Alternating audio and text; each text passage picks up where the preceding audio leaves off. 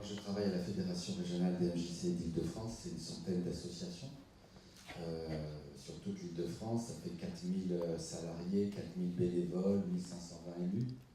Et il y a 500 000 franciliens qui fréquentent une MJC dans l'année. Voilà. Sauf que lorsque je regarde le paysage des MJC en Île-de-France aujourd'hui, dans toutes nos rencontres, nos réunions, moi ce que je vois, c'est beaucoup de tristesse et d'impuissance. Voilà. Si j'ai à résumer, c'est ça le sentiment que je vois, que je rencontre, et chez les professionnels, et chez les bénévoles élus. C'est un peu le climat. Et le problème, c'est que lorsque je les interroge sur qu'est-ce qui les affecte, ils ne sont pas capables de me le dire. Voilà. Ils ne sont pas capables de le dire. Voilà.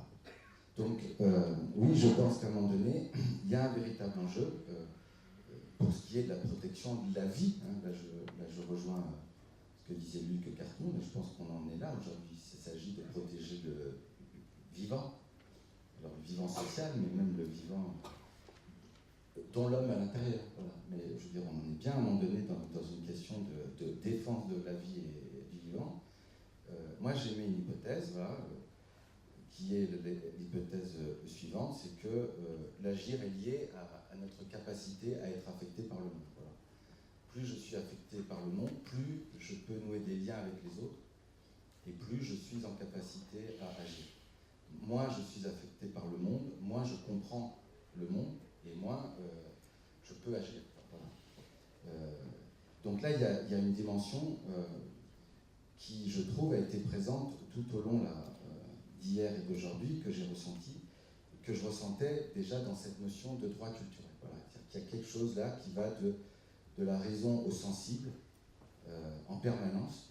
Et je pense que le lien de la raison et du sensible, c'est pour moi la définition de l'éducation populaire. Voilà. Si j'ai résumé ça, c'est ça. Donc, il y a là quelque chose qui m'intéresse vraiment. Et donc, j'ai envie de faire une proposition à votre groupe, c'est peut-être de dire, est-ce que vous seriez prêt à venir travailler avec nous sur des MJC en Île-de-France? Parce que si je fais une métaphore entre la société et la fédération des MJC, ça colle, quoi. Thatcher disait la société n'existe pas, il n'existe que des individus. Voilà. Les MJC aujourd'hui, elles diront la fédération n'existe pas, il n'existe que des MJC. Voilà. Ainsi j'ai résumé. Sauf que des MJC qui ne sont pas fédérés, qu'est-ce qu'elles veulent dire? C'est-à-dire que réunir le séparé en tant que séparé, la rencontre est triste, quoi. Il faut réunir le séparé pour faire un socle commun. Donc aujourd'hui, comment est-ce qu'on recrée du socle commun? J'y vois là un véritable enjeu par rapport au droit culturel. Voilà. Et trop souvent aujourd'hui, il y a une vieille croyance dans les MJC qui est de dire on se rencontre et c'est bien. Mais non, c'est pas bien en soi. Ce qui est bien, c'est dans la rencontre, c'est le processus qu'on va partager avec l'autre. Voilà.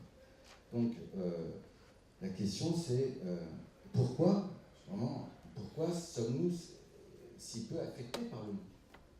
C'est une vraie question pour moi. Je veux dire, c'est une vraie question, mais je crois que là, il y a quelque chose qui est un nœud sur lequel j'aimerais travailler à partir de la notion des droits culturels. Donc, comment redévelopper la surface d'affectation pour renouer du lien? C'est ça la question qui m'intéresserait en termes de perspective. Voilà. Pour ne pas être qu'un corps, quoi. Un corps mourant, vieillissant, etc. Voilà. C'est-à-dire que